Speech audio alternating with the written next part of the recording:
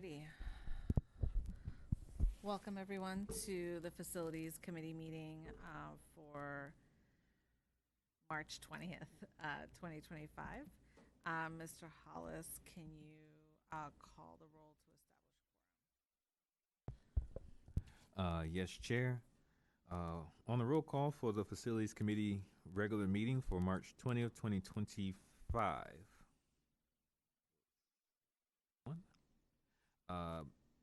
Director Barry is absent. Director Thompson? Present. Chair Batchelor? Here. Quorum present. Thank you. I'm going to remind folks that we do have speaker cards that are located near the entrance.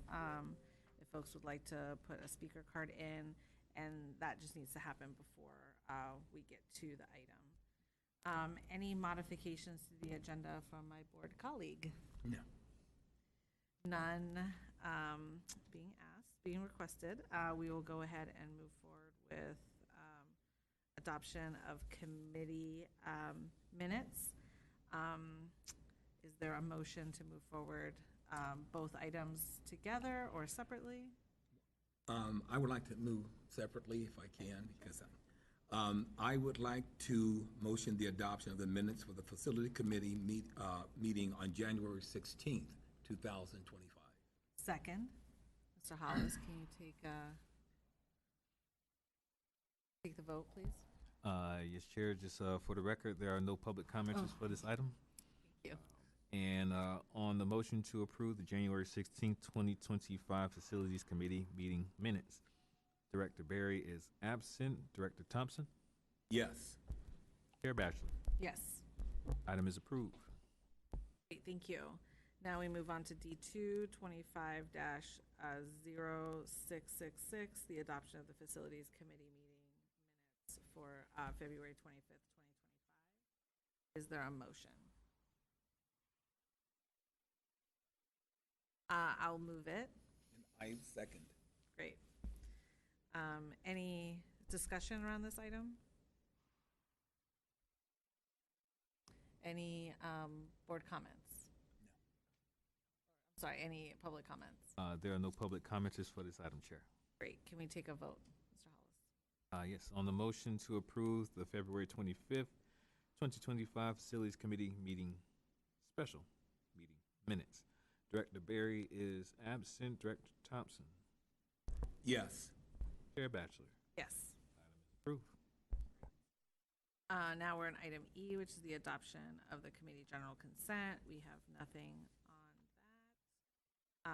And next is F. We have unfinished business, F1 25-0103, a report from the Facilities Committee Chief of Services and Systems for the Facilities Master Plan. And I know that there's a few folks here tonight There are. that can talk to us about it. Go ahead, Mr. All right.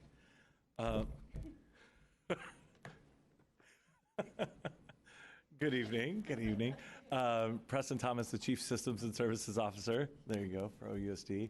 We're really excited tonight because we're about to launch into a lot of the work that we're going to do around the community engagement around the Facilities Master Plan. And so we're going to give you kind of an overview. And actually, this is a great opportunity for us to hear from you all as what are the needs in your actual specific district, but also what are you seeing as the priorities as we move forward. And we'll give you some opportunities to discuss openly with us what you're thinking and what your thoughts are. But also this begins a level of engagement that will keep bringing it back to you for more additional feedback. So there is a brief presentation, and we do have some folks here to help support in the presentation today.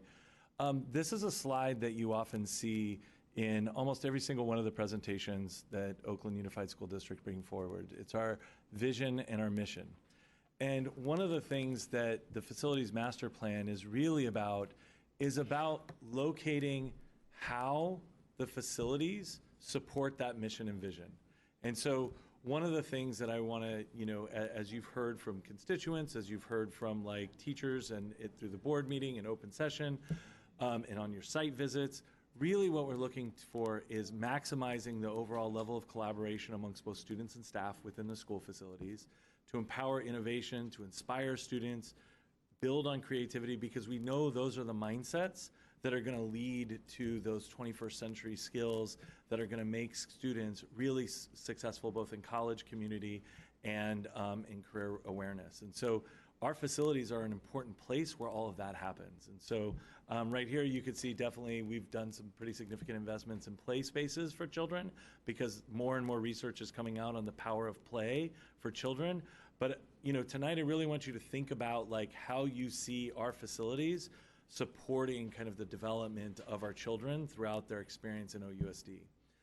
I want to bring this slide up, and it is something that we're going to continually bring out, which is how we spend our money talks about what we're valuing as a district.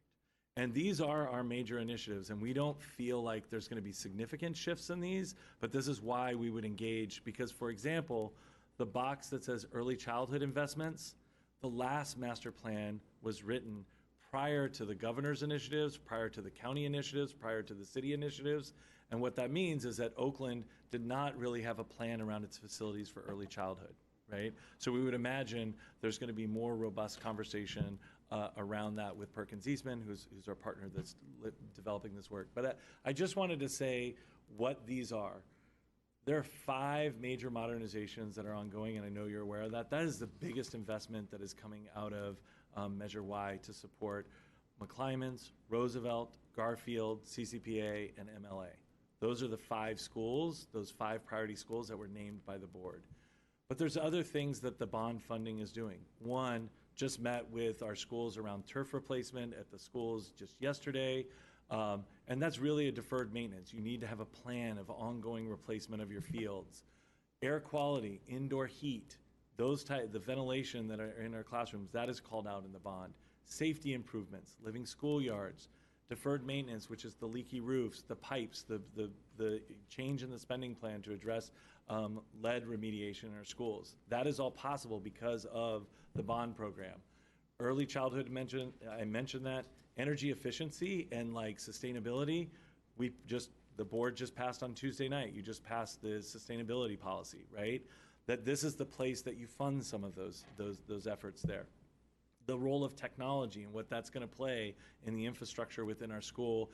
And also one of the places that children spend a lot of time is within our dining spaces where after school program meets, where they meet for lunch, where they start the day at many of our schools. So I just put this slide up there for you to be thinking about what those priorities were and how we're spending our dollars. But this is kind of an opportunity for us to reset with the master plan around not only how we're structuring our current spending, but also future bonds that might be going out or grants that you want staff to go after are really aligned to these areas. So tonight we're going to talk the what and why. We're going to talk about the goals of the master plan. We're going to give you kind of a high overview of what the master planning process looks like. And then some visioning and feedback. And we're going to start that by actually listening to you all and, Vice President Batchelor, if you want to have community comment during different sessions, there's 2 stopping points where we'll ask you all for feedback. If you would like to have public comment around that, we're open to hearing more about that. And we really want to turn it back over to you all. 2 prompts. Like, what are the existing strengths that we can build on? When you look in our facilities and you think about your own districts, what are the things that you're really proud of in terms of the work that you feel like we do need to go deeper in those types of investments? And then also, I know that you often get emails very early on about like some of the issues that are happening in school sites. What are the biggest challenges you as a board director experience or receive feedback on regarding district-wide facilities from your own constituents? And so we're going to stop there and turn it over to you all to really just hear kind of your take on each of these items, and then we'll move more into the presentation around the master planning. I was really struck by a statement that you made earlier, and it was something to the effect of, and forgive me if I misquote exactly, but how we spend dollars speaks to our investments. And I think that is so important because being a school district, I think we need to really concentrate, this is my personal opinion, on academics. And when you made the comment that our facilities and the development of our facilities will help to, and I'm going to use my own words now, help to promote the post-secondary experiences that all students should have. So we're building up the academic prowess of all of our students, but then allowing them to expand post-secondary in order to go in any path they wish. So what we're doing in terms of our facilities, we're making them inviting so that students and parents want to send their kids to school. And then we're also helping to develop an ambiance that is also inviting and making kids want to learn. So that's really where my real antenna is right now. And of course, one of the drawbacks we have is, of course, the paucity of funds. So we know that we don't have enough funds to address everything, so that priority has to take place.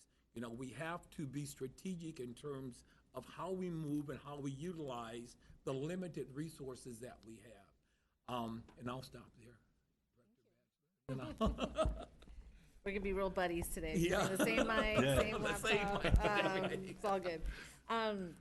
Yeah, I mean, I think one strength I think that I've seen is how some of our school sites have like re-envisioned certain spaces. Like I keep going back to what Parker looks like now, and how we are bringing in like community organizations, how we have like spaces for adults to take adult school classes, but then we're also that space is also available for community organizations to then rent out and have events and have meetings, so that like there could be a thriving kind of community school model there, even though it is not in our general like early education to 12th grade.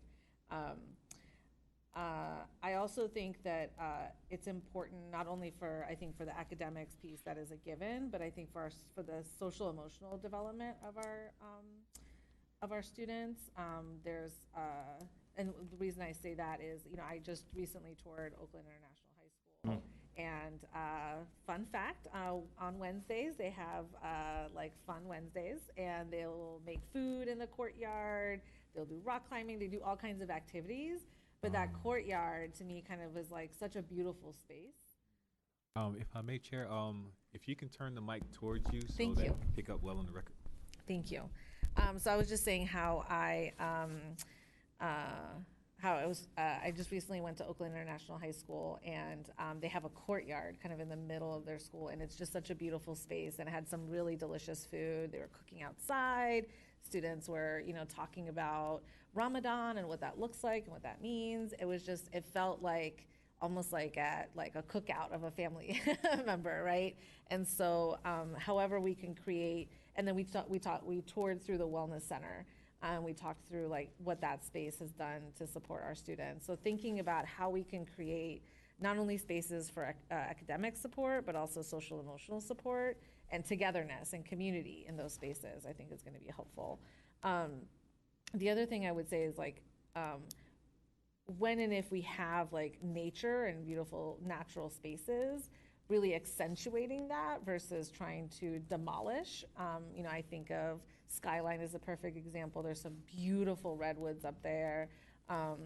And I know that they have like that kind of big roundabout that really showcases that. And there's also just like other spaces on that campus. But I think, you know, to me, the nature is really calming, it's really centering. And so as much of that natural space that we can create on campuses that again support our students' social emotional health, I think is gonna be key. The one thing I hear over and over and over again is the deferred maintenance. You know, from ceiling tiles falling to bathrooms not being in the best condition, and you know, like the play areas, you know, not being in the best suitable condition for our students, especially our students, our disabled students. to be able to participate in recess. So that's really what I have for at the forefront of my mind, is like, whenever we do create a beautiful space, like, what is the maintenance going to be? What is our plan to continue to maintain those spaces? Because I don't think it's helpful to have, a 2 or 3 year space that is beautiful and then it doesn't continue to support the next generation of students that are going to be utilizing those spaces. And so I think those are the things that come to mind when asking these questions. I just want to say one more thing, Director Batchelor. When you mentioned re-envisioning the spaces, I automatically thought of how our students are thinking about climate and climate change. And so I think that's a very important part when I think it is a very important part when we think about, what are some of the strengths that we can talk about, engaging students, enlisting their discussion about really what's going on in order to get their perspective, because they are the ones that are in that space all day long. Of course, our teachers are there, but the students are there all day long, So we want to make sure that it is inviting to them. That's it. Yeah, and I think this brought to me something else as well. It's like, how can we involve our students as a part of all of these processes, right? Like, whether it's, engaging them, their input. And I would say even at the middle school level for our high schools, right? Because that could make it enticing for them if they're like, like, I came up with this idea and now they have it, right, at that campus. So I'm going to go because it's, something that I created. But also, I think as like career internship opportunities, I know you always all talk about that. I was also talking to our buildings and grounds folks, and they're trying to put together a scholarship or some sort of internship, right? For folks, because I think we have to provide our students with a myriad of different ways that they can see careers, because sometimes I think folks, have a specific idea, like go to college, and then this is the next step, and this is the next step, where we can provide them with a myriad of different experiences so that they can choose for themselves as to like what is best for them and what will fill them with joy and also fill their pocketbooks with some cash so that they can support themselves and their families. But if you also are inclined, I wouldn't mind opening this conversation up to members of the public. So if we want to do about 5 minutes of public comment on these 2 questions that we have before us. So if anybody wants to get up and speak and talk about these 2 questions before us, we have 5 minutes to do so. If I may, Chair Bachelor, is that like the public commenters who signed up for this item, or just No, just generally just a little open period to answer these 2 questions. Thank you.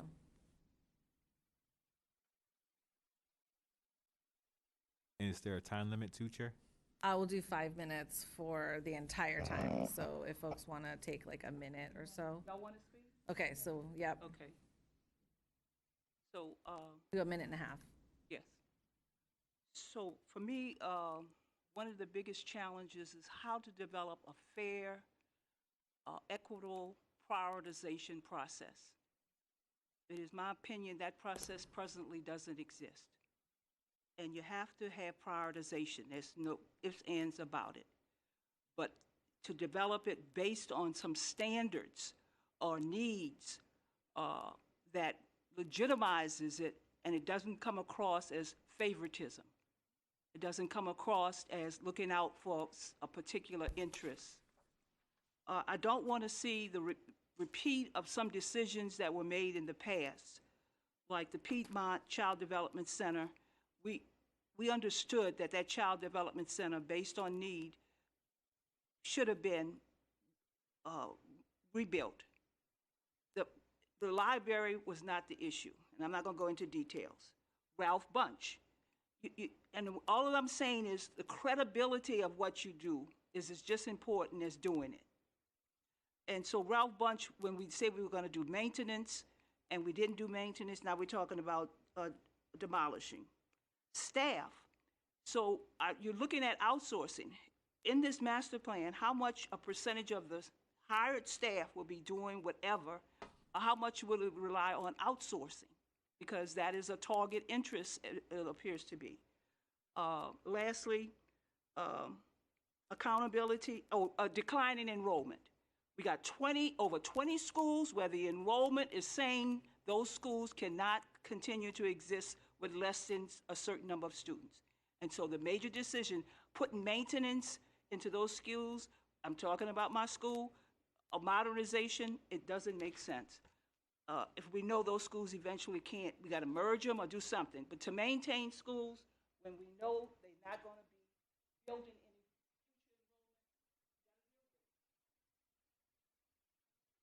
Thank you. Hi, I'm Alex Park. I'm vice chair of the CBOC committee. My experience giving feedback with the blueprints for Better Schools was felt like the input was not really taken. And so if there is public input, student input, which I agree should be a priority, there needs to be documentation of that and accountability. Maybe get that up on the website, make it public, let people know what are the priorities, and make sure it's a representative sample of input. So students, caregivers, parents, teachers, administrators, community members, and let's keep it so it's accountable to that input. We know, everybody knows what the input is, and then that's demonstrated, publicly, and then we can see directly how that is used as part of the plan. So that's my. Ms. Dawson? Yes, Andrea Dawson, longtime CBOC member. So what I want to see in this plan is that we recognize that we have probably over $4 billion worth of needs, and that kids will go through a whole school, a whole K-12, and I want to make sure that every school gets touched in a meaningful way. That's a tall order, I'll say that right there. But I think one of the things that has to happen in this master plan is the executive summary, in my opinion, should be right at the front of the plan after the educational vision and all these wonderful ideas, which are really good ideas, don't get me wrong, but that we have the rating of the school. In other words, the worst schools are at the top, and it's on a table. It's on a table, and it says it's Garfield, and it's a 4, and there's X amount of kids in that school, and the capacity is. And you go down, so you go from the worst schools to the best schools, so everyone can see immediately what is the greatest needs in these schools. And so I feel like that transparency will create more discussion about having real, honest parity across the district, and will recognize properties or schools that need to be merged or closed and could benefit everyone. But that was not in the last master plan. That we went into great detail on each one of the schools, but there was not a real defined. Thank you so much. All right, we will keep it moving. Mr. Thomas, go ahead. All right. Can we bring the president? Yeah, there we go. Okay. I would like to invite Gavin D'Souza, who, got to move forward. Here we go. Who is with Perkins Eastman, who is leading the deep level of work that we're doing across the facility. So I'm going to pass it over to you. Here's the clicker. Thank you, Preston. Oh, you did it. I didn't. I think I'm audible. Yeah, All right, you're good. perfect. You're good. I just wanted to start off by showcasing on this slide some of the research that our team has conducted, really linking modernization to creating healthy and safe spaces for students, and also really linking facilities improvements to creating and improving student outcomes. And what this is really trying to show is facilities improvements has a direct impact on students, and like you mentioned, like academic performance. It's not the only thing. There's a myriad of things that also go into place, but it does have a positive aspect. But also, this is a core component and a lens that we have to offer from our perspective to the planning process. It is being data informed, not data driven, but data informed, and also being research inspired. So we're just going to spend some time just providing you an overview of the facilities master plan. So what is a facilities master plan? It is a roadmap that will guide the district for the next 5 to 10 years. And it tries to help accomplish 3 goals. One is trying to help identify how would you modernize aging facilities and addressing some of the deficiencies of various buildings. It also helps identify what investments are really required to address some of the changing landscape that we're seeing. Like, for example, it was mentioned decline in enrollment. We're seeing changes in the way teaching is taking place, changing needs for program delivery and services that the district is offering, and also community needs. So what facility improvements that need to be made? And another thing is looking at how facilities improvements could possibly improve operations of the district. So those are the 3 lenses that we are looking in terms of what is a facilities master plan. So why do we need a facilities master plan? The facilities master plan is meant to guide capital allocation for improvement of your facilities. It is meant to really guide and see how facilities can be improved in terms of the vision the district has. As an example, the previous master plan was used to support and inform a successful past bond measure, which is being used to reinvest into all of the schools. And also there has been a recent change in terms of state legislature, where now all school districts are required to submit a board-approved 5-year master plan in order to participate in the state facility program, where to various degrees, the state will match to different percentages the district's investment into your facilities. I'm going to pause right now and just, if you have any questions, and also throughout my entire presentation, if you do have any questions, please feel free to interrupt me and I'll be happy to answer them. Yeah, I think one that comes up for me is around the state requirement for districts to submit a plan. How is there anything in that legislation that makes it so that it has to be detailed plan? So like, I guess, you know, one could submit like a C paper, right? And then just have it be like, we have a plan and these are the general things, but how detailed does that plan have to be?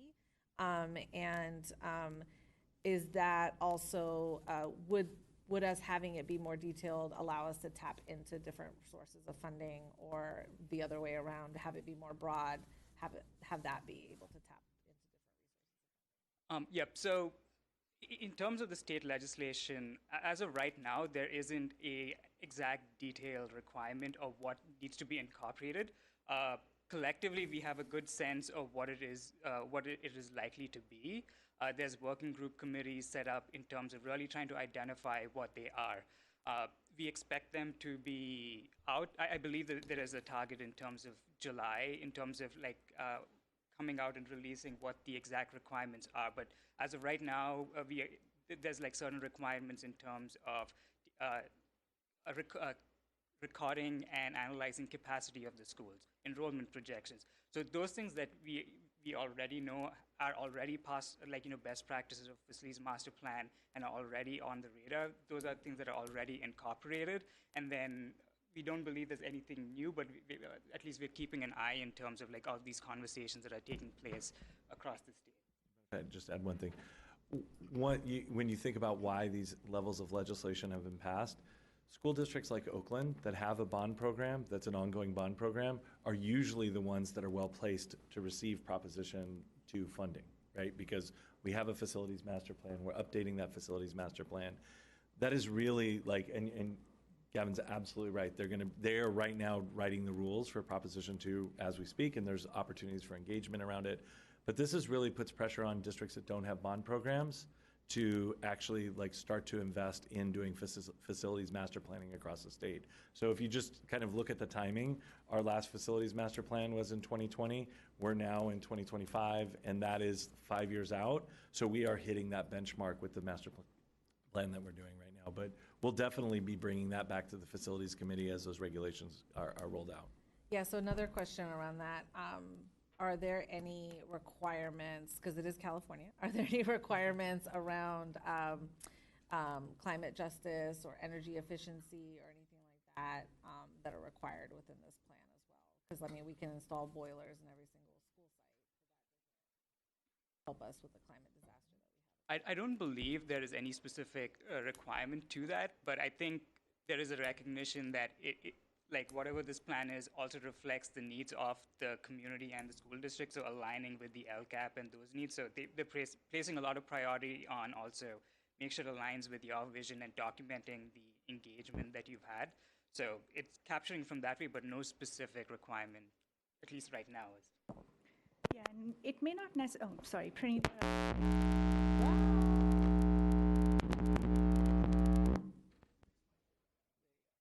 There you go. Pranita Ranvise, Director of Facilities Planning. So in terms of the master plan itself, there's no specific details around sustainability, but we do have the Climate Emergency Action Resolution. So there are some parallel initiatives that definitely have to be reflected in the master planning process. But as Gavin mentioned, there's some high-level design guidelines like capacity, enrollment, having a projection for the future, and facility conditions. So those aspects are a lot more clearly defined than some of the other aspects being discussed. I'll add one other piece to that. I think this is where, we are incorporating all the things. We know the guidelines and that the state is moving towards around electrification. We also know what the climate emergency resolution, and now the sustainability policy, but also the deep dive that they're doing right now around the facilities condition is a critical piece, because we know even without like the state's guidelines to moving towards electrification, we know we have deep aging electrical infrastructure across our entire system that hasn't been upgraded, right? That is why you do the master plan, to get that deep assessment. And so that does get incorporated. So there's legally, but there's also what are the priorities for the district based on the condition, and also what the board policies are that you all have passed. Great, thank you. Board colleagues, okay, continue. So just going to give you an overview of the process that we are approaching this facilities master plan in, and I will get into detail of what of these individual elements are, but from a big perspective, we are conducting assessments of various school sites and facilities that are owned by the district. Then using that data that we've collected from those assessments, as well as data from other external sources, we'll be conducting various analyses. Then looking at how facilities could support various initiatives and board policies, and then throughout the entire process, trying to really get feedback from all of the constituents, as has clearly been brought up earlier from everyone who spoke before. So in terms of assessments, the various types of assessments we're doing is, one of this is education adequacy, and I earlier talked about us being research inspired, so this is an aspect that is directly an outcome from one of our research pieces, where we're looking at how spaces on a school campus, both indoor and outdoor, really support the learning experience and the learning of a student. It is a 270 metric criteria that we're evaluating all school campuses, so we'll be able to compare all of them, and they really look at comprehensively at various types of spaces on a campus. It is classroom, it is outdoor spaces, the entry experience to something that you had mentioned earlier, assembly spaces like the wellness center, the auditorium, etc. So we have the educational adequacy. In addition to that, what Preston had mentioned, we are conducting a facilities condition assessment, where a team of engineers are assessing at all of the facilities the various building systems, and also really engaging with the people in charge of the upkeep and maintenance of these facilities to really identify the deficiencies of these systems and develop a scoring system so that we can compare all of this, the condition of all the facilities on an even platform. So really trying to arriving at that overall goal of being able to develop a score for each of those facilities, we will be able to do that. In addition to that, we also conducting capacity assessments, so really determining like what is the capacity of a school, and not just looking at it from the perspective of this school has X number of classrooms and that's what its capacity should be, but also really looking at what are the programs the school is offering, what are the services the school is offering, and how does that have an impact on the capacity of a school. I want to actually highlight one thing on this slide. You see a lot of contracts that come to the board, and like the process by which we come to the contracts and selecting Perkins Eastman or anybody, like we did a robust bid out. One of the things that really set them aside from some of the other people that had brought a bid forward to work with OUSD was that educational adequacy in the assessment. Like it was, they really were looking at the academic environments, which was a real strength of their proposal. In addition, the data-driven around how it comes together, and also they had past experience working with districts with declining enrollment. And so I just wanted to highlight, sometimes when you see people in front of you presenting, there is a process by which we've gone to select them. And one of the key features, and I myself even just want to lift up as formerly leading like kind of the Link Learning Office and kind of the rollout of Measure N, and which is now Measure H, just how our facilities master plan has not talked about CTE spaces within the district itself. When you have a huge investment that is an ongoing investment that the community has made, but you haven't necessarily aligned it with the with like the facilities master plan. So I just wanted to lift that up as like kind of, when you're hearing this presentation, there was a lot of research that was done prior to getting them here to do our master plan. And then I just want to add, in addition to these assessments that we are doing, we're also incorporating other assessment tools that the district already has in place. So for example, the Joyful Schools rubric and the Living Schoolyards assessment, those are also part in terms of trying to develop this understanding of all of the school campus and all of the facilities within the district. Any questions regarding these? No question, just a comment. I really appreciate the fact that we're aligning, or because someone spoke to that earlier, the fact that equity should be a part of what we look at.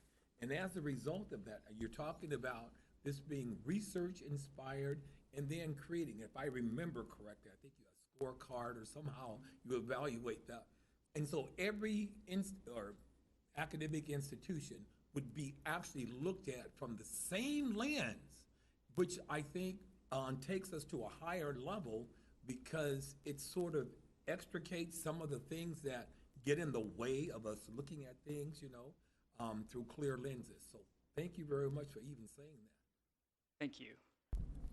I would also just add something that's come to me through this conversation is, if there is like that list or chart, having some information as to like the demographics of the students that are in that campus, like unduplicated pupils, disabled students, those types of demographics. Because I feel like that's also what I'm hearing from folks around equity. It's like, historically, we've not invested in certain schools. So just having a list and saying, these are the bad ones, these are the good ones, without having a context as to what the demographics of those school sites have been. And I just want to make sure I'm clarifying with Ms. Dawson that it's the facility condition of a school, not whether or not the academic program of that school is adequate or not.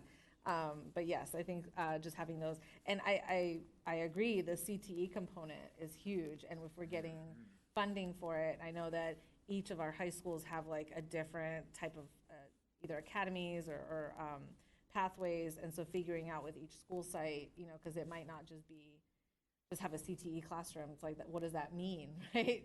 When you have different CTE type classrooms that you can have. So thinking through that with the school sites. And then, so with all of the assessments that we do, we will be analyzing that information. And this is an example of doing utilization of schools analysis based on the capacities.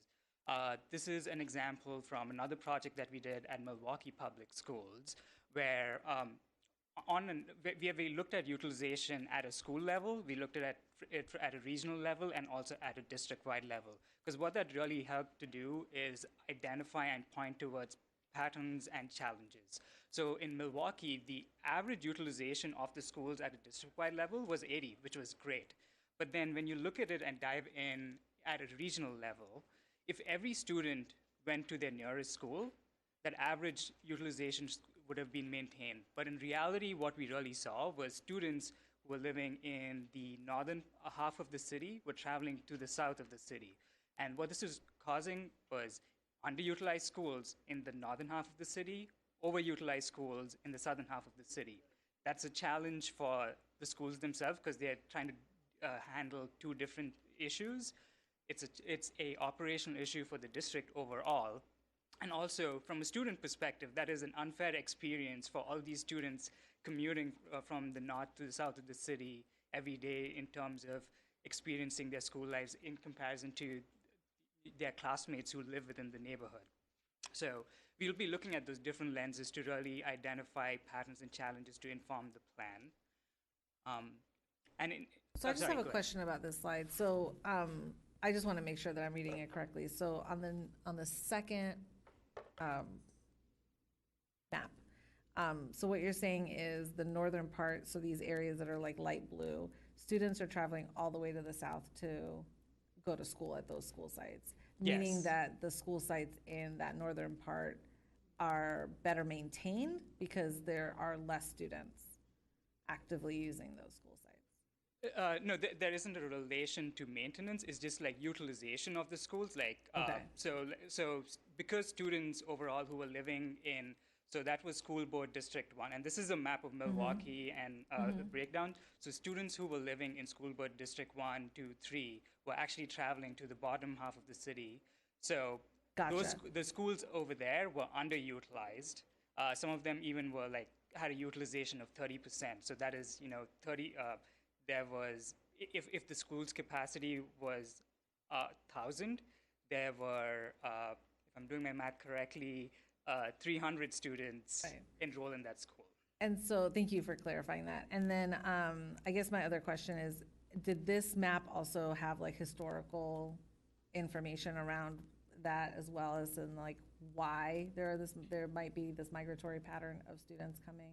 And what investments may have been made in the Southern California, southern schools versus the northern schools on this map? It specifically in terms of the map, we didn't necessarily, we had the information, but we didn't look at it from the lens of the changes that took place over time. But why families have been choosing to enroll their children in below is an ongoing conversation. It is a lot of things. It is perceived safety at those schools, perceived quality of education at those schools. Sometimes it's also like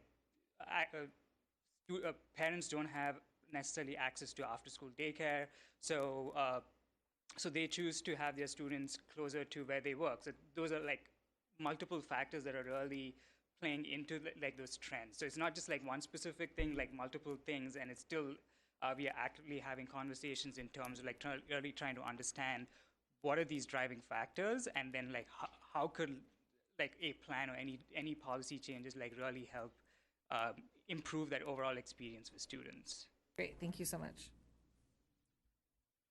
Can I just want to point out, like, this is going to give you a data point and a way of looking, and it will be posted on like the web, so you'll be able to see it to engage in other conversations. You heard Ms. Park, I think, was talking about like the blueprint process, the previous process, the districts and the 3 Rs. There are lots of different ways to look at this problem, and they bring a lot of tools that you will have to look at the district in different ways. This will be the facilities lens, but there are also lots of other lenses to look at. And then just touching on a little bit on what you said, another way of analysis that we'll be looking at is enrollment. We know enrollment is declining and is projected to decline, but then to your point, we will be looking at it from what are the perspectives of demographics. What we are seeing is different ethnicities are having a different are impacted differently through this enrollment decline, and there is a change in the student body population composition within the district right now because of these changes. And they will likely have impacts in terms of the services you offer and the kinds of spaces you need. So we are looking at that as well in terms of really trying to develop an understanding. This slide is touching on ethnicities and race, but also being mindful of unduplicated pupil counts and all of the other factors to really get that lens of how people and how students are impacted. In addition to analysis, we also really want to ensure that this plan is grounded and relevant for Oakland Unified School District. So we are looking at like how facilities could support initiatives like the community school initiatives or board policies, like as Pranita earlier mentioned, the adoption of the sustainability policy. So how could facilities really support the initiatives and policies that the board has, and then how could that really inform like this 5 to 10 year vision and plan for the district? Just had one really quick question around this because I had jotted it down earlier, but in a previous slide, there was a $2 million investment in Measure Y bond dollars for early childhood. That seems like a small investment in the thing that we really need a lot of, but I know that there are other funding sources that we're also getting. Can you talk a little bit about potentially some of those other funding sources and whether or not they can be used for facilities? That's a great question. Part of the reason why you get your facilities master plan also, you're not going to have enough money to address all the issues across the district. But when you have gone through this prioritization process, it does allow you to access different funds that become available. Philanthropy is one that we have been very good at leveraging for our facilities recently. But also, like at the county level, Measure AA and Measure C as funding sources that are supporting early childhood, and there's some investments there, and any other programs that come along that can support kind of the overall, the key thing that, you know, from a staff perspective, we are going to follow what the master plan and what the priorities are of the district when we're going out for other funding sources, right? So you're absolutely right. The amount of funding that was in early childhood is small, and it is one of those unfunded mandates. One of the reasons why many districts are struggling to add TK classes across the state is they don't have enough facility space to add the TK classes in the lower grades. So like it's great that you picked it out, and I think this master plan, there's a lot of issues that we do have to address, and it really is a prioritization around that, and we're constantly looking for new funding sources. And of course, there is one that I actually thought in the specific school grants, there is funding for sustainability that is going to come out as a special program, and there's lead remediation that we have talked about that's going to come out as a special program. Our master plan becomes a source of strength when you apply for those fundings. Did that get to the, okay, great. You know, I was just looking at the slide, the overview of the approach to develop a master plan. And I was, maybe we are ahead, I'm not sure. And maybe you're going to get to it. No, it's slide 15. Slide 15. The slide you were on. Yeah. Oh, sorry. Yeah.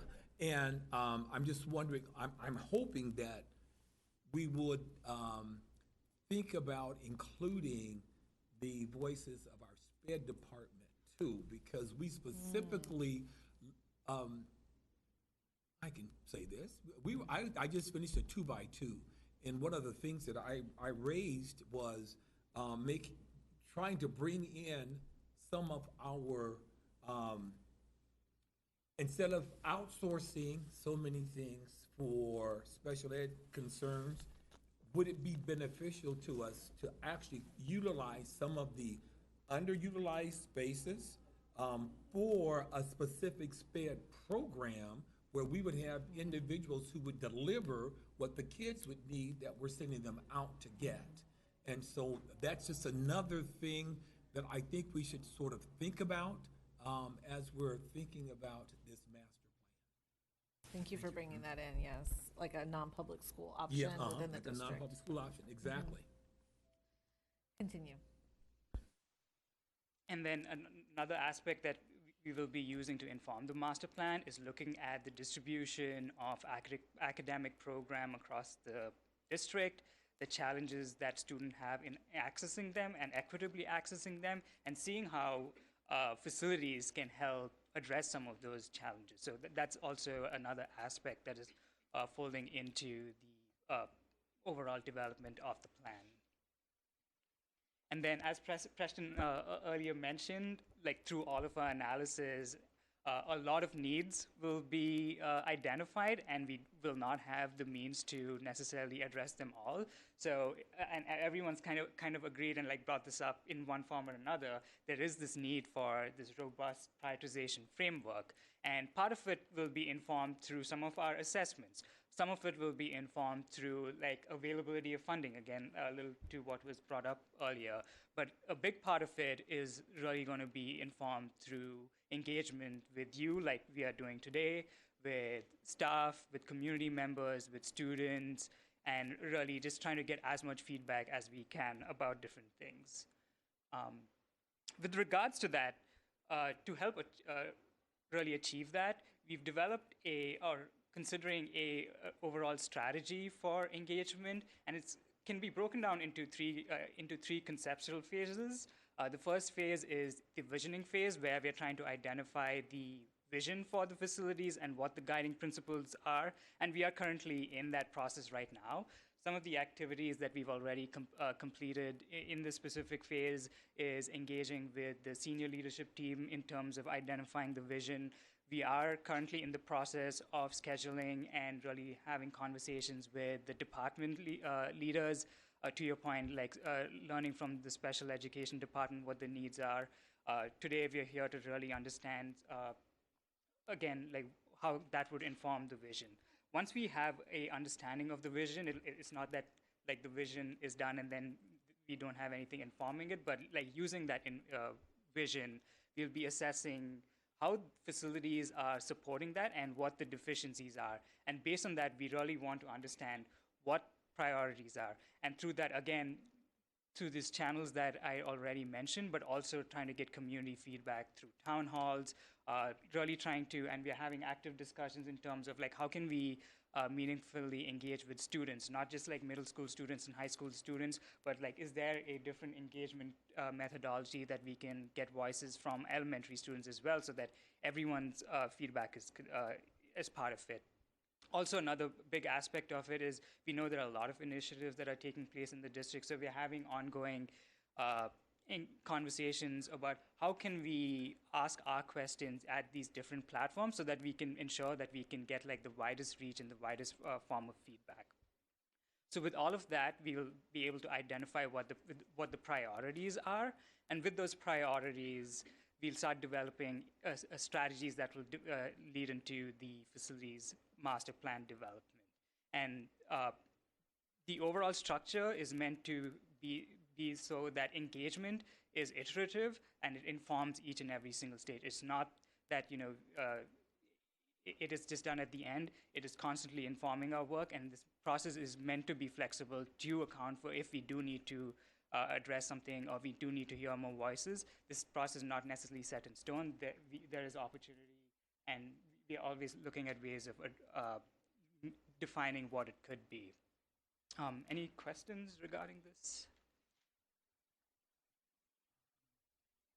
So just as a overall update of what we've done so far, we kicked off in November, and since then we had a visioning with the senior leadership team.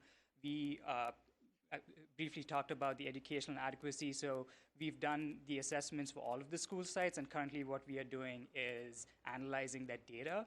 In conjuncture, we have also done the Joyful School Assessment rubric, so we'll have that lens, we are analyzing that as well. Currently, as of last week, 51 schools had their facilities condition, sorry, not schools, 51 facilities and sites had their facilities condition assessments completed, and then we are tracking to be completed in over the next 3 weeks, and then comes in terms of like really tabulating and really analyzing all of that information. We have, as part of our assessments, verified capacities and also really trying to put together that information. I just earlier mentioned we are currently in the process of scheduling and really hearing from the department leaders and trying to get their voice in the various aspects of it. And then I believe just today, the facilities master plan website was updated for this process. It's meant to provide information about the overall process. There is a plan to have a feedback form where people can provide overall process feedback, and we'll be looking at that. In addition to that, presentations like these or any other platforms, we are looking to add all of that information. Currently, there's just an introduction, but all of that information will be added to that website. Really meant to be as like a clearinghouse so that people can really understand what is going on. But also, if there's engagement dates, engagement opportunities, trying to really list that out so people really know when and where they can be heard. And then we're ongoing in terms of like program distribution analysis. With that, I'll pass it on to Pranitha. Thank you, Gavin. So again, just another touch point for some feedback and discussion. So since we've been talking about declining enrollment and just keeping that lens, and keeping in mind our aging facilities, specifically district-wide, and just the load and burden that we have on our deferred maintenance, what are some of the, in terms of like the framework, what are some of the most important values and guiding principles we should be considering as part of our planning process around facilities? And within your district or even district-wide, in a declining environment, how should we be investing deeper to improve the school experiences for our students, staff, and families?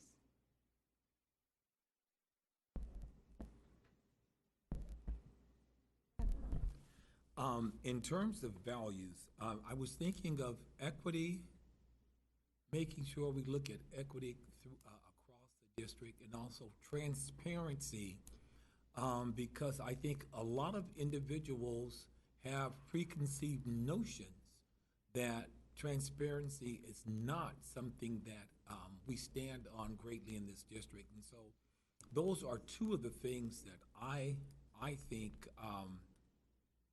two values that I think we should hold very dear when we're making decisions. And also with the decision making, I think priority is really, really important, and priority is predicated, I think, it's predicated on looking at how you have equal distribution of resources that are available. And that bleeds right into the entire perspective of equity, I think. Thank you. I'll deal with the case study. I think, and this is something I really want to push back on. I feel like if we just continue to think of it as declining enrollment, we will close too many schools and not be able to attract the students that we need to. So I really want to flip that and say, like, how do we use our facilities? What is the most strategic way to use facilities so we are attracting students to this district? And so to me, that means, again, like kind of these like community spaces where folks can gather and have like social emotional events and supports. That means, you know, partnering with community organizations for the, to utilize those spaces so that we can continue to have them be like high functioning and be rural parts of the community as we know that they are. I think of, again, like how could we have our school facilities that maybe can be used for different types of activities so that it's not just like, for example, Oakland International High School, I went to the library and they had just kind of redone it. They had talked about how they had cubicles and it was more of a computer center, and they actually took all of that away and it was more of an open space area where they had like kind of chairs and different, you could configure it in different ways so that you could, you know, host events. You could also have study sessions. Like it was, that space could be transformed depending on the event, right? So it's not just like set in stone, this is how that space is gonna look like. So thinking about how we can do that to, again, you know, inspire our students to think differently and also attract more students to our district. Because I do think like if more students knew about like the Media Academy, for example, at Oakland International, the Architecture Academy at Fremont, you know, those other types of spaces that we have, I think would be really key. And I know that we have gardening programs at most of our schools as well. And from what I've seen, staff have made the best of those little pots and plants that they've given. But how can we integrate that more into like the whole school environment, right? For example, I'm a plant lady. I got plants all over my house. My husband would rather me not have plants everywhere, but I do. But I think like it like brings me a little joy to see something green. So it's like, how can we incorporate that inside of our school campuses? Or how can we incorporate that as something that's like a living wall at a school, for example, so that students can have that as a part of their environment. So yeah. Thank you for that. And again, just any other thoughts that come to you in terms of like overall vision, feedback, please feel free to continue sharing it with the team. And then we'll just close out with next steps. So as Gavin mentioned, we're finalizing all of the assessments and we'll continue to bring it back to this committee. We will also continue to post material on our webpage. Currently it's work in progress, but there's enough information that to talk about high-level process. Also regarding engagements or just opportunities to continue engaging with staff, we'll continue to post that on the website. And yeah, in terms of bringing back some updates to this committee, to CBOC as well, we'll continue to find ways to share information. Great, thank you. Public comment on this agenda item, Mr. Hollis? Yes, Chair. We have 4 public commenters signed up for this item. How much time would you like to allot for public comment? Let's do 1 minute each. And full disclosure, everybody, I'm going to call for a short recess right after public comment so that I can run to the bathroom. But if folks want to line up for public comment, please do so now. Mr. Hollis, you want to call those names? Yes, it's Alex Park, Asada Olagbala, Andrea Dawson, and Ben Tapscott. All right. Thank you for that presentation. I just want to reiterate what Andrea had said. I think there is a need for an executive summary in this master plan with a clearly, listed priorities of greatest needs, a table. So far the CBOC has not been involved with defining the vision, which was on one of the slides. So it kind of gives me a little bit of, worry that the community input is actually going to be carrying any weight. But we could form an ad hoc committee. I think we'd all like to give input. I think there needs to be clear and measurable criteria. One of the recommendations we had was, we were told that they're going to the facilities and doing the inspection and interviewing a few staff that are present, but what if there was a document, a Google form that could be distributed to teachers and students and families at all the school sites, and getting that data and having that data to look at and measure, because just whoever is on site, you might get somebody who doesn't have any issues. So.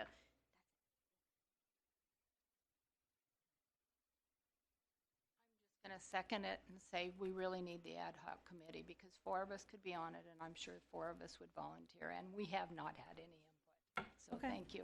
Thank you.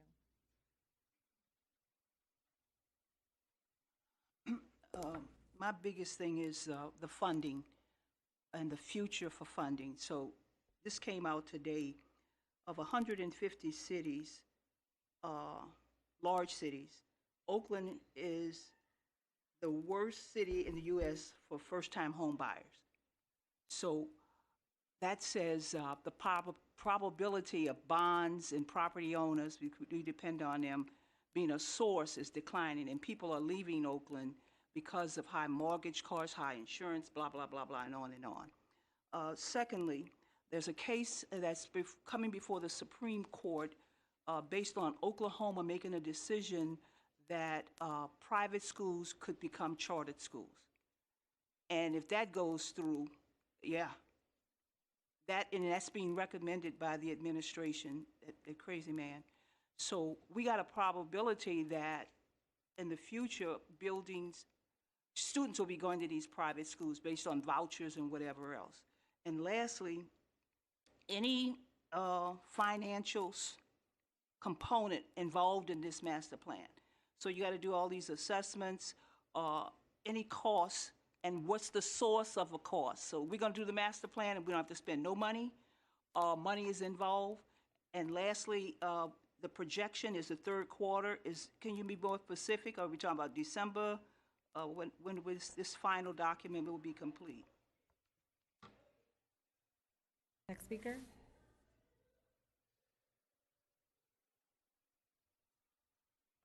You know, this master plan, blah, blah, blah, is just a whole bunch of nothing to do with nothing. We have discrimination and segregation, and we continue to have that.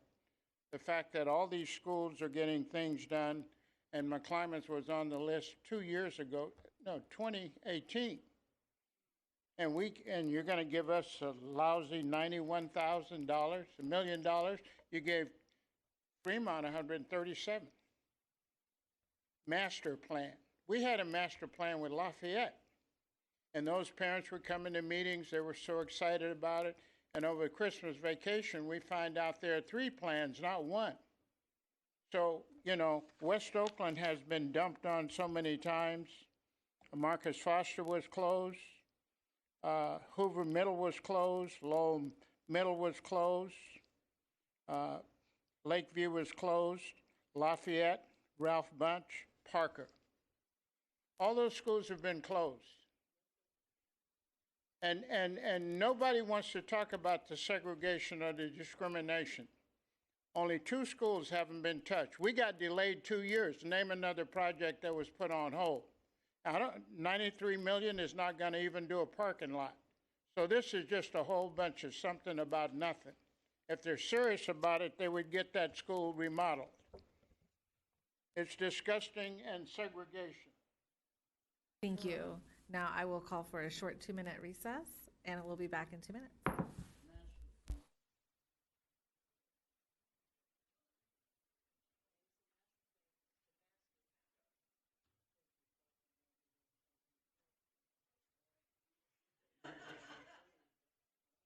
I call us back to order, but I know Mr. Hollis needs to take roll call to establish quorum, so if you can do that.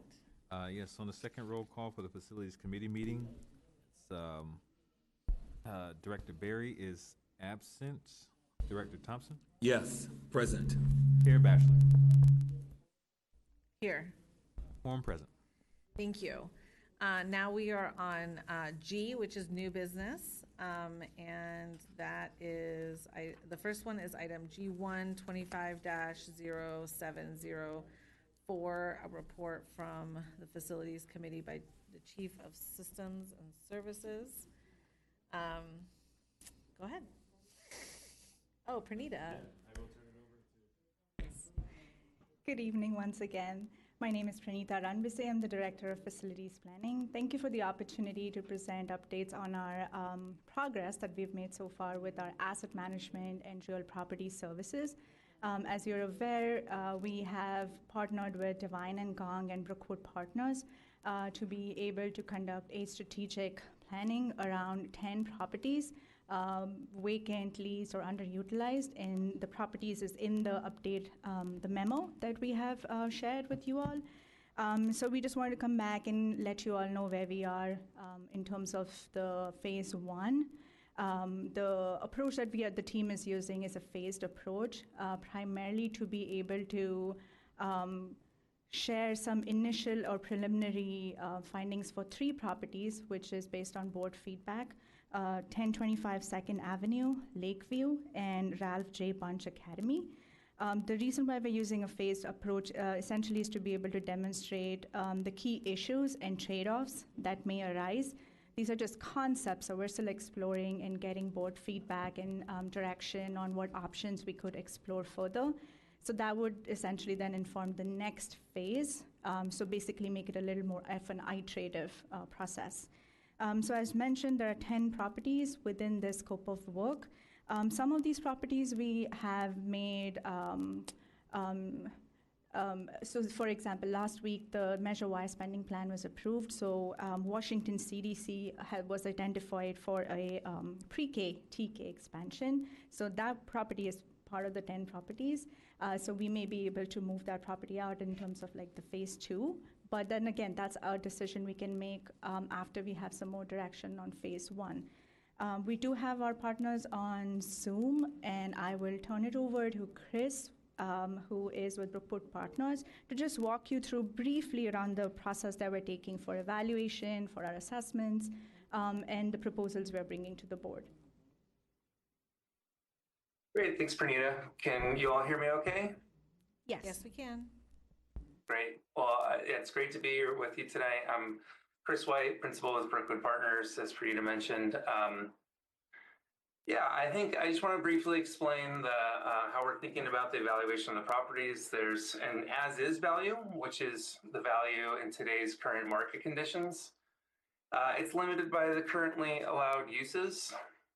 And there's the re-entitled value. This is when the property is successfully re-entitled for a higher and better use.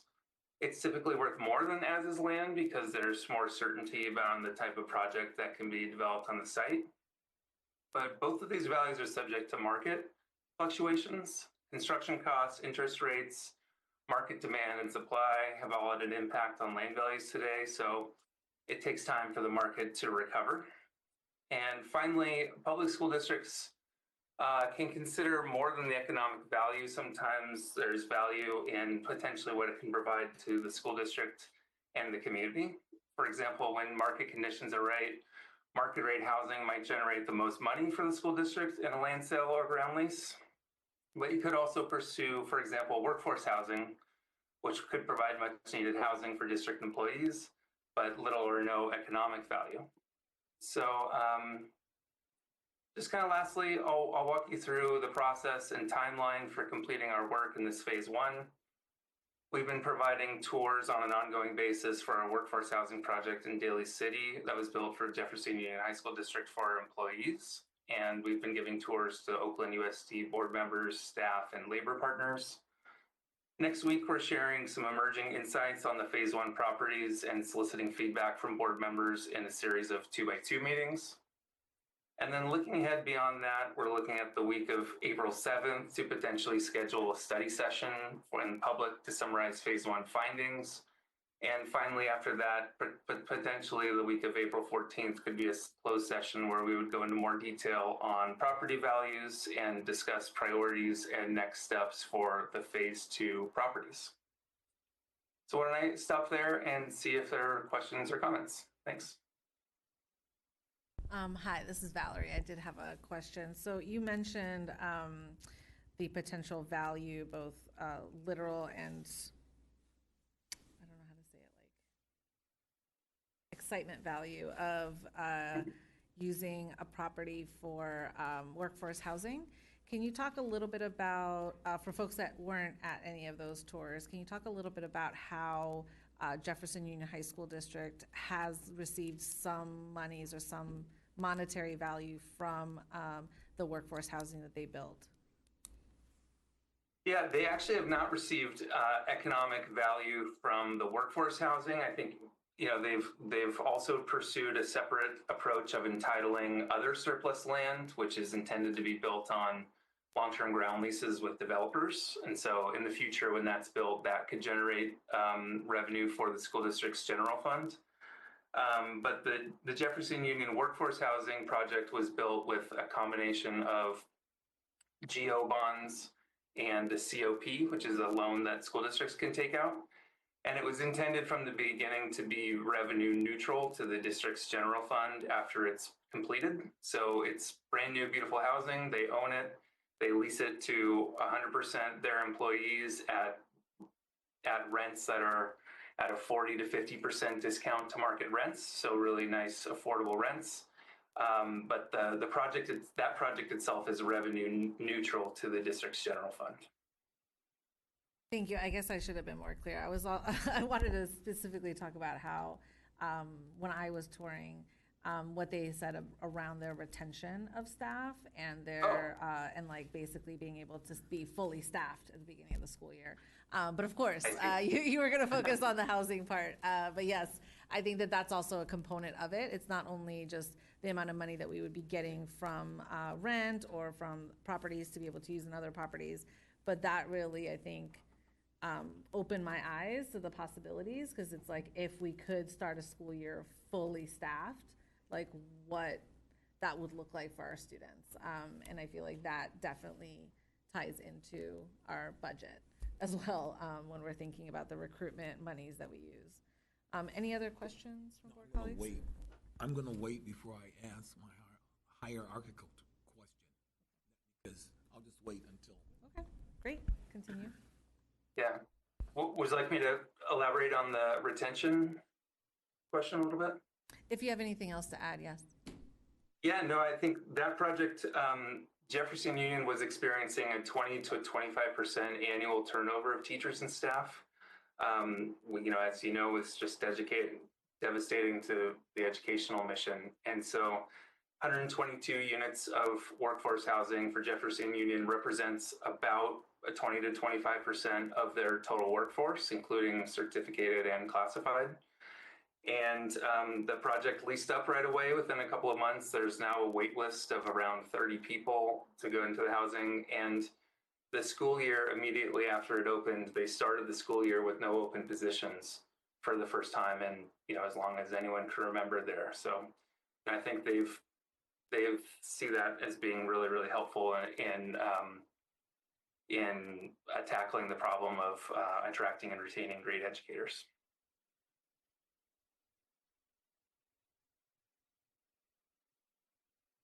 That was the end of the update.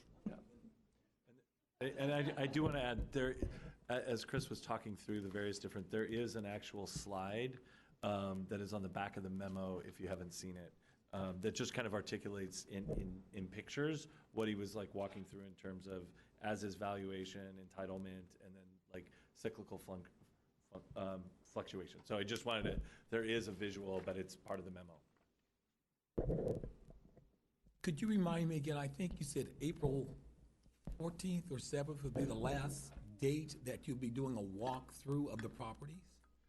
We have been doing tours of the properties, and I think there's a couple of things. Like, one is we will have a study session where we'll, sometime in April, we haven't really locked in a date on it because of this, it'll be a special meeting for a study session for the board. But we have been taking tours with essentially the board directors to see different examples, and then also with some of our labor partners. We just had one of those, and we'll have one next week as well. I just want to throw out, I think having evaluation of the properties might be a beneficial thing for the board members to have as soon as possible, because I do believe in-depth discussion will happen relative to properties and how they should be utilized.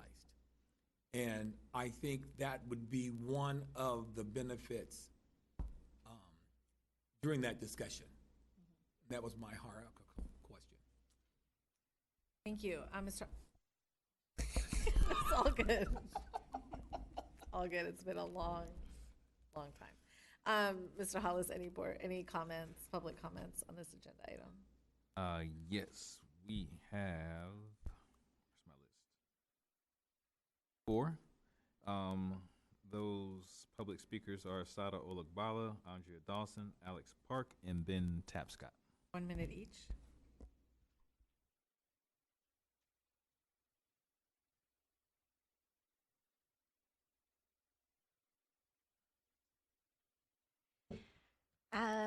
All right, so the first floor of Cole should be a part of this assessment. It is vacant. We just completed that building, spent a lot of money on it, and it's a potential source of income, but it's not on there. So I do asset management. We look at likelihood and consequence of failure, and what I'm wondering is Will this include an assessment of the cost of failure of these properties? So 1025 or Ralph Bunch caught on fire. What's the cost associated with those things? I'd really like to know.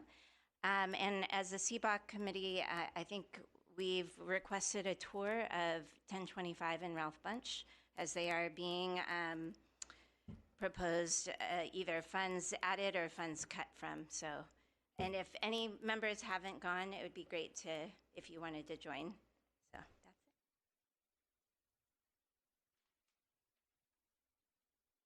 it. Andrea Dawson, CBOC. Yes, we did request tours and of 1025 and Ralph Bunch, since they're on phase 1. We asked that the board not pass all of this revised spending plan until you had tours. So Sunday, I went and looked at 1025 and all the people that are living in there. So I watched, there's 2 big holes in the fence, and I watched the pizza guy go in there. I heard the people in the building, and there's holes in the, you can go in and out of that building. Someone else went in there, and I won't say who. I didn't go in the building. There's a living room in the building, okay? I have pictures. I'm gonna send it to all the board members. I'm gonna send it to you, Preston. But you can't secure that building. We have to do something with 1025. It's a serious accident waiting to happen. And the kid that approached me, he was about 19, said, "Oh, we don't take this away from us. We have so much fun in here." And I said, "But bad stuff happens in here." He says, "Well, bad stuff happens in here, but some good stuff happens too. Please don't take it away from all of us that spend our time in here." That's what he said to me. Way longer than that, I could tell you more about the conversation. It was eye-opening. It's absolutely unacceptable what happened with Ralph Bunch. You indicated Ralph Bunch had needs for maintenance issues to be addressed. You said that the students would be moved to another site, MLK, to address those needs. Nothing never happened, and the school deteriorated into a site that's nothing but trash. And now you want to look at demolition of the site. You had a fire at the site, which was possible. You had homelessness on the site. It was just deliberately not attended to. You have a responsibility to take care of the school property, and you did nothing there. Piedmont, it was recommended that Piedmont had 2 choices from the 7-Eleven committee. One was to develop it as a child development center or the library. The political agenda of white people pushed the library, and it didn't happen. You had no business giving that property to the city for 2 or 3 years, not paying any rent, nothing. That's how politics works, and you can't get anything done until you eliminate politics and favoritism and do the right thing. And it didn't happen with Ralph Bunch, and it didn't happen with that Piedmont Child Development Center. Thank you. Next speaker.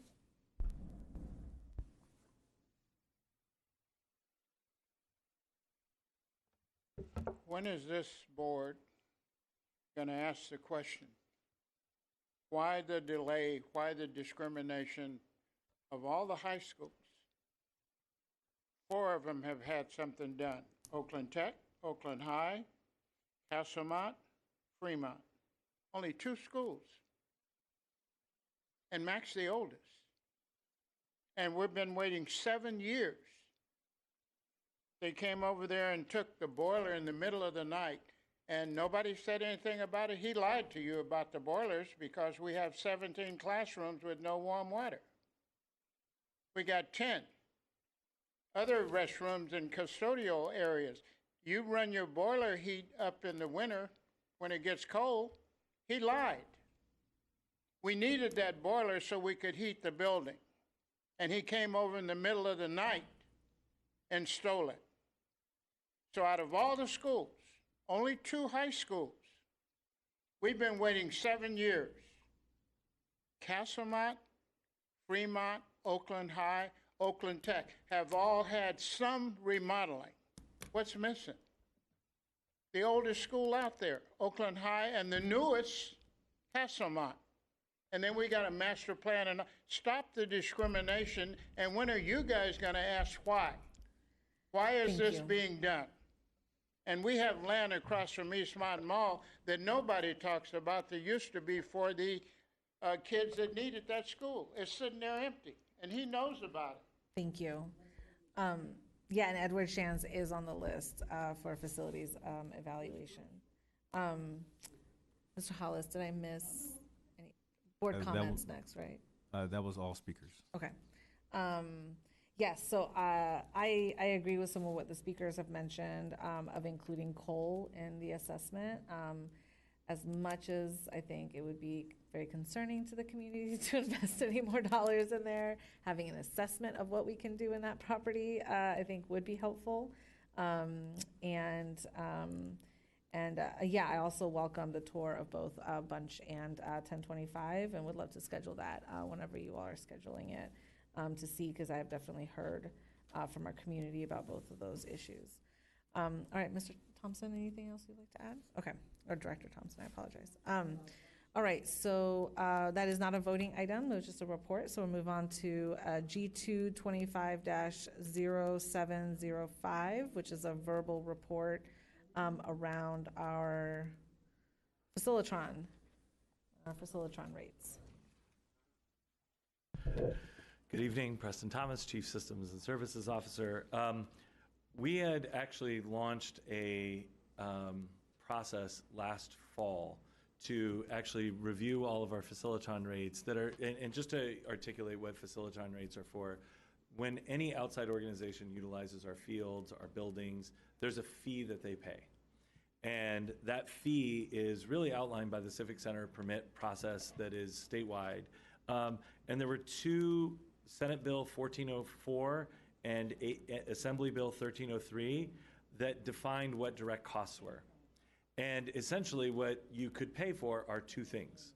One, you pay for the staffing and time that it takes to open up the facility, and there was an allowance for deferred maintenance. However, at January 1, 2025, both of those bills expired, which removed the ability to cover deferred maintenance costs out of the facilitron rates that you're charging. So it meant school districts would have to reduce their rates. So we were going to bring forward to you rates that we thought we should increase to get a competitive rate with what other districts were doing, but also other organizations were doing, and that law is essentially expired.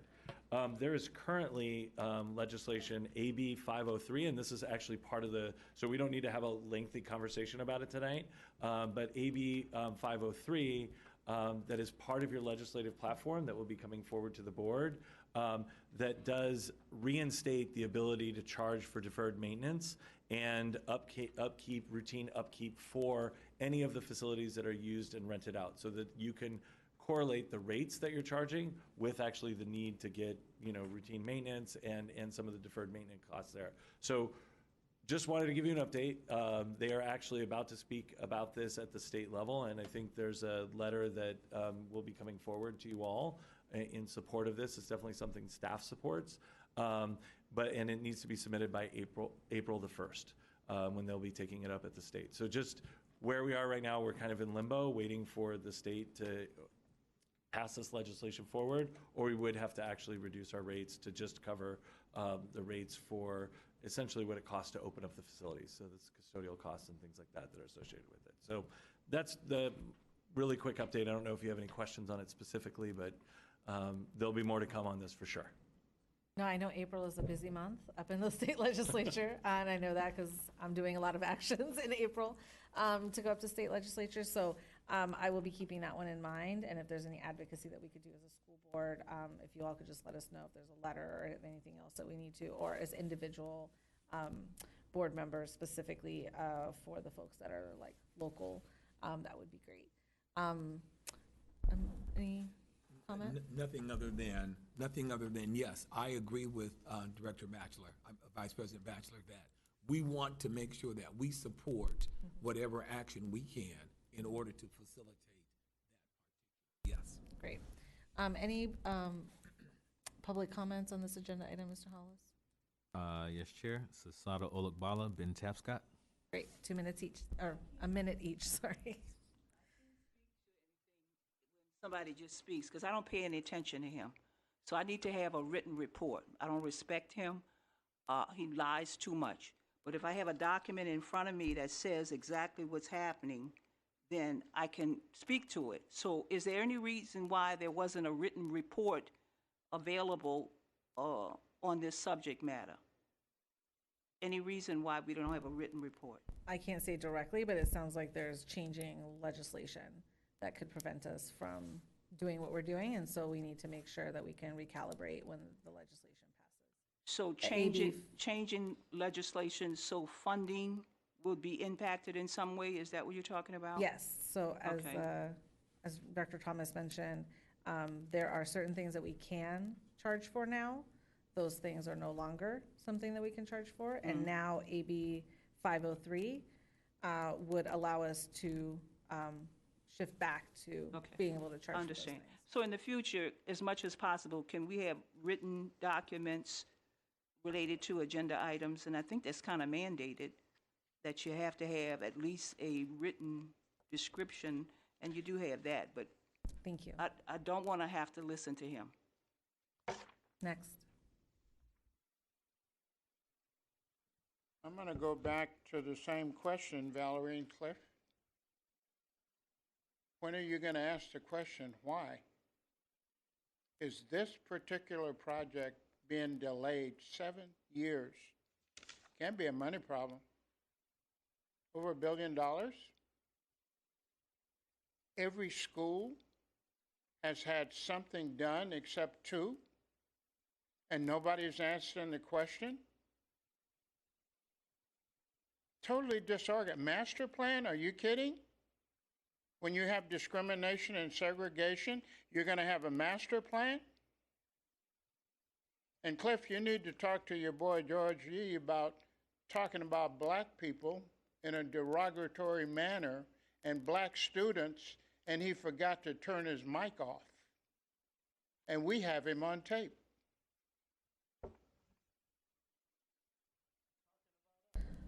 Alrighty, since this is also not a voting item and just a report, we will move to G3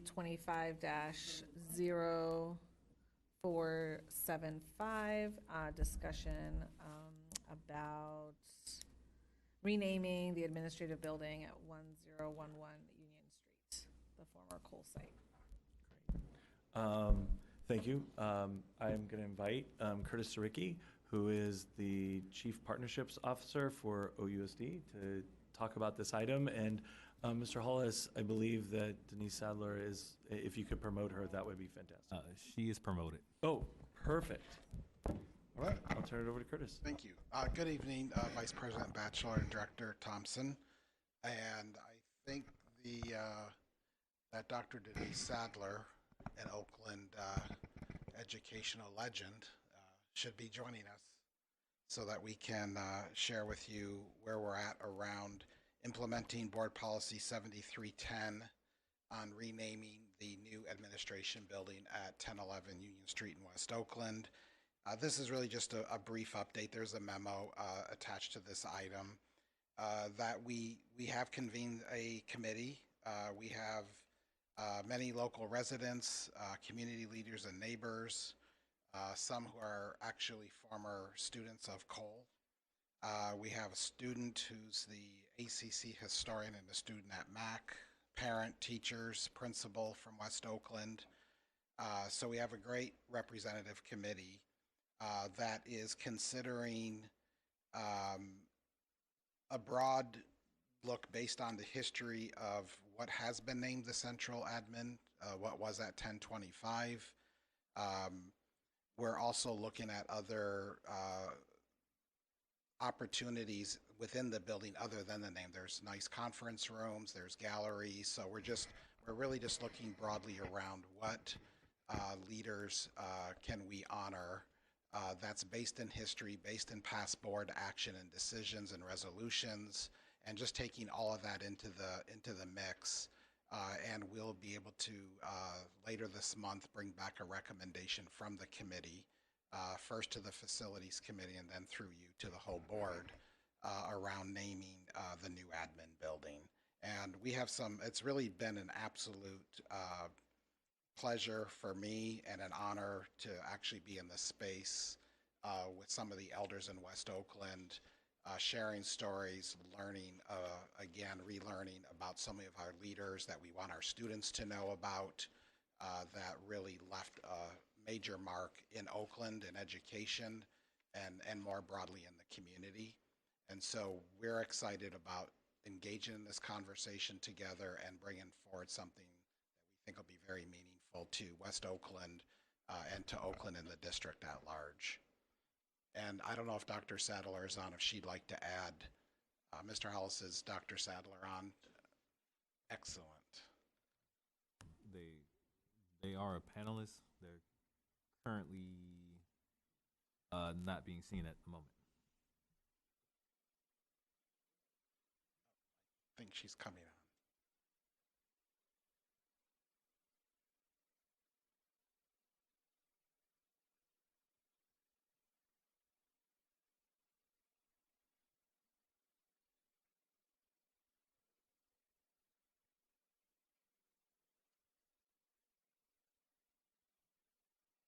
Dr. Sadler, you're currently on mute. Good evening, all. I'm pleased to join the panel today to speak about the renaming of the new administration building in West Oakland. As a longtime, well, first of all, as a native Oaklander and a longtime educator in the Oakland schools, I feel very strongly about being very mindful about the naming of our buildings, particularly in the fact that the building is located in West Oakland. I was really honored to be a part of the committee and listening to the elders as Mr. Sariki mentioned, and also to our student from McClymonds High School. It was very powerful to hear his reflections on the naming of the building and some of the activity that could be held in the building and the support. I feel it's no secret that I'm a big advocate as the president of the Marcus Foster Education Institute that we be reminded that we do not have anything at this point named after Dr. Marcus Foster. And I feel very strongly that that's a consideration that should be viewed by the committee and by the board ultimately. So I'm just pleased to have this opportunity. I thank board members and the committee for the opportunity to participate. And I will be a part of the process that will be supporting a recommendation to this committee and ultimately the board. Yeah, I just want to say I'm a life member of the National Alliance of Black School Educators, and I'm excited that Dr. Marcus Foster was one of 7 to 9 individual superintendents, black superintendents in the United States who actually convened to actually start this organization. This organization actually draws people from around the world. At its height, there were about 8,000 people who attended the national convention. This year, the convention is going to be held in Chicago in November, and of course, I plan to be there, and I'm sure the president of NAPSE, the National Alliance of Black School Educators, called NAPSE, I'm sure she would be happy to hear that there has been some talk about renaming or naming Cole after Dr. Marcus Foster. As most of you are aware, one of the previous board members, Dr. Gary Yee, holds a situation where he actually takes people up to the cemetery so that we know exactly where the gravesite is. And so I think it's great work that you've done. Thank you very kindly for doing that work. Thank you for being insightful enough to know that something of this sort should be given priority in our thinking and also in our doing. So thank you very kindly. Yeah, I also agree. I think having our buildings named after folks that are really, have made a deep impact in our schools is really important. And I understand the deep history of Cole as a school site in West Oakland. I would like to ask, though, are there any people on the committee right now from East Oakland, North Oakland, or other parts of Oakland outside of West Oakland? We're very heavy West Oakland right now. Yeah, I think we're very heavy with leaders in West Oakland at this time. Yeah, I mean, if the request is that we're going to have probably a couple more meetings, so there's certainly time to add folks.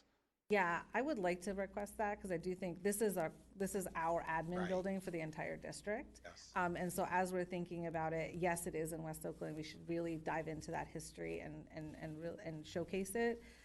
We do have, and as we're thinking about what are the different conference rooms or other areas, we do have other leaders throughout our community that have done really amazing work. And so how can we have this be a place that we're really showcasing the multiculturalness of our city and the amazing people that have done really great work, not only for Oakland, but also nationally. So yeah, that's just a recommendation because I do think, again, I understand with the geography of the building, but it is also our district building. So just trying to make sure that it shows us as a district as a whole. Thank you so much for raising that. Yeah. Any public comment on this agenda item, Mr. Hollis? There are no public commenters for this item, Chair. Thank you. All right, we will keep it moving. Item G4, 25-0707. A report from Mr. Butler, who I don't think is here. Oh, okay, great. That's who that was. Okay, Mr. Butler, go ahead from CBOC. Wonderful. Can you all hear me clearly? Yes. Okay, great. Okay, so my name's Andrew Butler, and I'm the chair of the Citizens Bond Oversight Committee, or CBOC.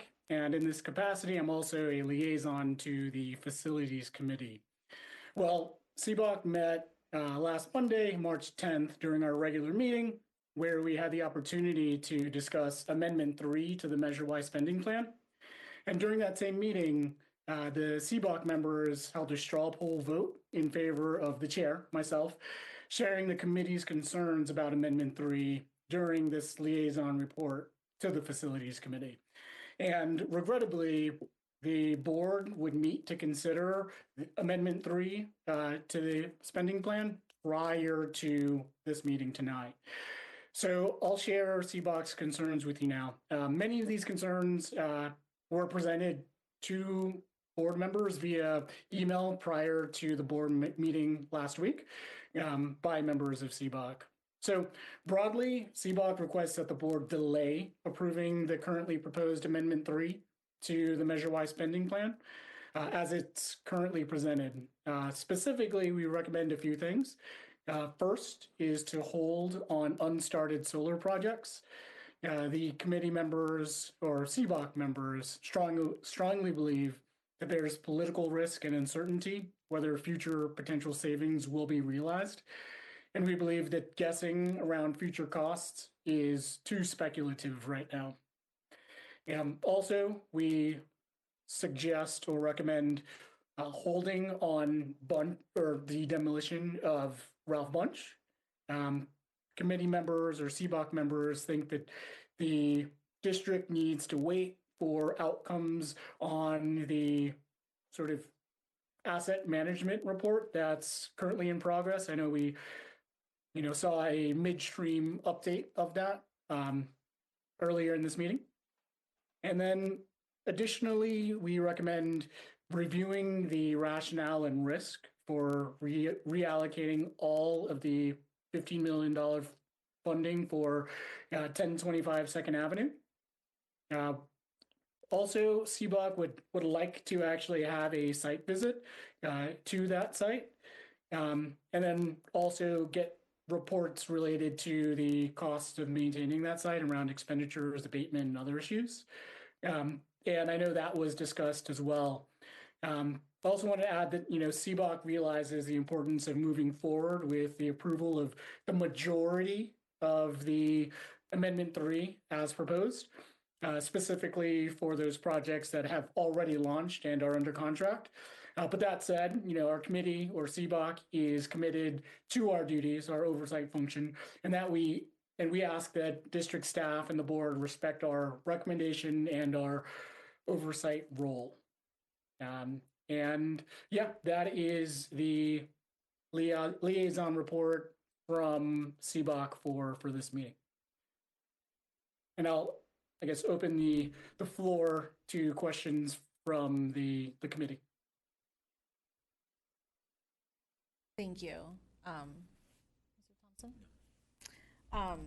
Yeah, and I appreciate the committee emailing all of us a summary of what you all just mentioned, so that we could have that ready before the board meeting. I will say there were 2 amendments that were made at the last board meeting as well, and I'm not sure if those were shared out to the community or captured in a way that CBOC may have gotten this information. So there was one amendment by Director Berry to not, and Preston, correct me if I'm wrong, to not solely use the $4 million of demolition for Bunch, but to have an assessment of the demolition costs for both of those campuses before pitting that item pitting those dollars towards a specific facility. Is that correct? That's correct. And to do an assessment and to bring it back to either this formal space or to a study session in the future to talk through the demolition and all the surplus properties that may have issues on it. Great, thank you. And then the second one was made by myself, which was there's a remainder of $3 million in Measure J, and those would go towards Skyline and Elmer, since those budgets were decreased to $8.5 million. And so those would make those sites whole as to the $10 million promise and investment that we've made from Measure Y. But yes, I would like to, and I just want to formally apologize for not attending the committee, the CBOC meeting. And will try to do my best, if not articulate that I cannot make it, and or if not attend via Zoom so that I can be there as well. But yes, I hear some of the challenges. I will say, I was talking to Ms. Park earlier around some of the solar projects, and I would like to have a more thorough conversation with you all about it as experts in some of these fields. But I guess from a climate justice perspective, I really want to make sure that we are continuing to follow our sustainability goals and sustainability policy that was made clear as a goal and priority for our students in the work that they've done around the heat pumps and those other areas. And so I want to make sure that we're fulfilling those promises. But at the same time, there is so much uncertainty at this moment with the tariffs being on and off, executive orders saying things that they don't make sense or whatnot. And so I think that some of those pieces could lead to further discussion. But correct me if I'm wrong, Mr. Thomas, as well, there are other iterations that we will have of reshifting those funds, especially the contingency funds and those other funds, as we move further down in the Measure Y spending plan. And so I'm hoping that we can tackle some of the other issues that we didn't get to tackle in this amendment in some of those subsequent amendments to the project. Anything else that board staff would like to add? I mean, not board staff. District staff. We're also your staff. Like to no, add. Absolutely. I think you covered it all. I think we really want, it is budgeting. There are lots of, as you mentioned, there are lots of various different factors that are impacting construction and policy across the state. And so we will continually revisit that and bring it back to the Facilities Committee and the board and CBOC as well. Thank you. Any board comment on this agenda item, Mr. Hollis? Yes, Sada Olokbala and Ben Tapscott. At each. I wish Amendment 3 in its entirety could have been presented with the recommendations that's coming forward from the Measure B, J, and Y committee. I don't know if there was something that was left out that I wanted to add to, because I don't see the full document of what is Amendment 3. as it relates to your discussion about the amendments that were made at the board meeting, I don't think you can do things that way. I don't think legally you can just start announcing that, well, I got amendments, without doing it through a process of a document and an explanation. Why the need to say I have to look at demolition of bunch for an assessment? Have some reason for it. Why $3 million for Measure J going to Skyline and Elmhurst? Every school in this district can use the money. So why these two schools? Measure J. Skyline is a fire hazard waiting to happen.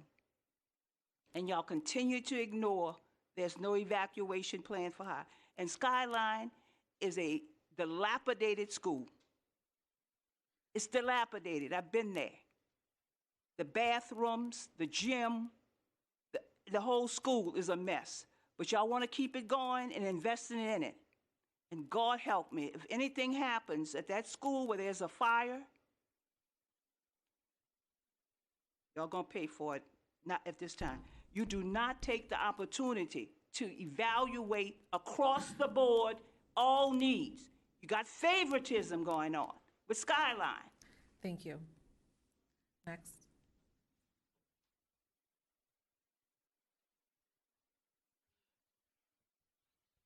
We've destroyed a system in West Oakland when it comes to the schools.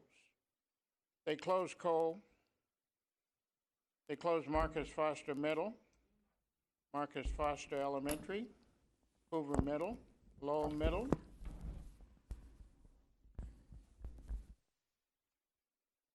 Lafayette, Ralph Bunch.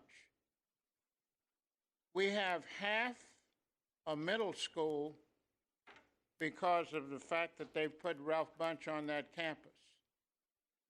So what's the next middle school? All the way over West Oakland Middle. There's no pattern. Parents move in, they look, I'm putting my child here, elementary, I'm then going here, middle school. Is this another attempt or another strategy to destroy McClymonds High School? We don't have a full middle school in West Oakland. If you go over to Bart in the morning about 6:30, you'll see parents scrambling to go somewhere to take their child. And we've stopped and asked them, why are you up here? Coach, there's no room in West Oakland. They don't have a place for their child in their neighborhood. You haven't done that anywhere else. Now, it's not you. They've closed 7 schools. There's no pattern now. You put your child in this elementary, then I'm going to move them over here, and then I'm going to move them. Is this another attempt to destroy McClymonds High School? To have people move out of the neighborhood? Westlake, you know how far that is from West Oakland? And then you go in there and roll Bunch in there. You did the same thing with Lafayette. You promised them they were going to remodel their school. Over the Christmas vacation, I got 3 calls. Coach, do you know there are 3 plans for Lafayette? No, the parents are remodeling their school. I went over there and they were excited. Coach, there are 3 plans. 1, bring over a charter school to the 2nd floor. That's number 1. Number 2, let the parents remodel their school. And the other one is, let's switch Lafayette out and bring the charter school in. And then a 40-year? How much money are they paying? 40 years you gave that school up. And yeah, we had a master plan then. It's called discrimination. Thank you. The last item that we have tonight is public comment on all non-agenda items. Mr. Hollis, are there any speakers for this item? Yes, we have Asada Olokbala, Andrea Dawson, Alex Park, Jack Nelson, and Ben Tapscott. Great. I know Mr. Nelson had to get going, so we have, it sounds like 4 then without Mr. Nelson. 1 minute each. Come on up, folks.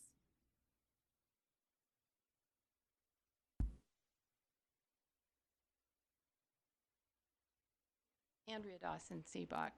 I'd just like to request that you relook at the solar projects and the ones that are bidding right now particularly, I mean, now is the opportunity to hold on those and delay them till a later date and relook at them, because I'm sure there are schools that need new windows, and that would be a much better use, in my opinion, of that money to do roofs, rain, safe, warm, and dry, the rain or ventilation. So it is really a risk to do these solar projects. Even if they're designed and ready to go to bid, you can set them on the shelf and do them 18 months later if you want to do them. But we're going to run out of money sooner than later. So.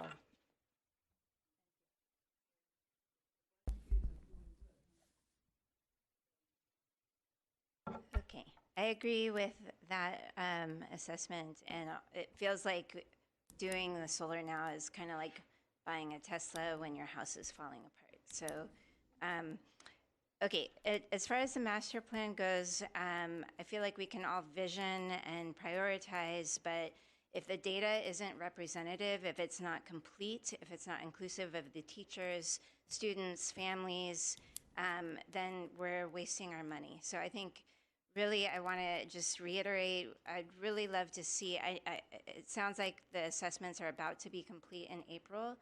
And so there should still be time to send out forms to actually get more information from teachers, students, families, janitors, what are the issues at the schools? And another topic that was brought up was the order of inspection. I think my understanding is it's being done based on location, but I guess equity-wise, it would be, equitable means giving priority to the time and order to the schools that have the highest needs. So I would love to, see that done as well. So that's it. Next speaker. So this Lyon Facilities Department started off with the modernization, with the community going to a meeting, the Project Advisory Committee meeting, and they had some people to come to the meeting, a representative from Nate Miley's office and a representative from, Ray Bobbitt was actually there, and they were telling us at the meeting that we weren't going to have enough money to build, remodel the school with the money that we had allocated. So they were going to help us raise the money. They were going to help us raise the money. And we found out you do have money.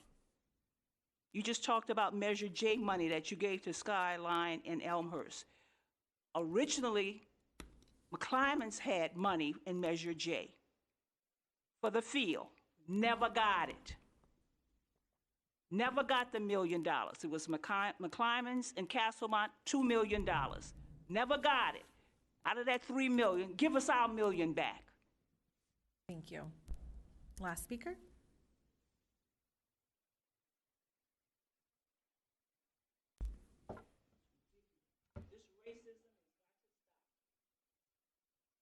Half a middle school in West Oakland. Half a middle school. Feeding into McClymonds? You got to go all the way over to Crosstown. Where's the feeding pattern? You promised Ralph Bunch you were going to fix their school, and you lied. You lied. And now we got a new master plan. Half a middle school that feeds into McClymonds, is that another attempt to cut down on the attendance? You come over in the middle of the night and move a boiler, and you guys didn't complain about it or ask me. Nobody called me, Coach, what do you think about this? He lied. No warm water. This building has warm water. I called 4 high schools, and 4 of them said, yes, Coach, we have warm water. I didn't call Skyline. Half a middle school, and the other parents that want to take their child to middle school have to go outside of their neighborhood. And there's no other district in the city that has to do that. Thank you. With that, we will adjourn our facility. If I will, there are no public commenters for introduction to new legislative matters. Thank you. And with that, we will adjourn tonight's facilities meeting.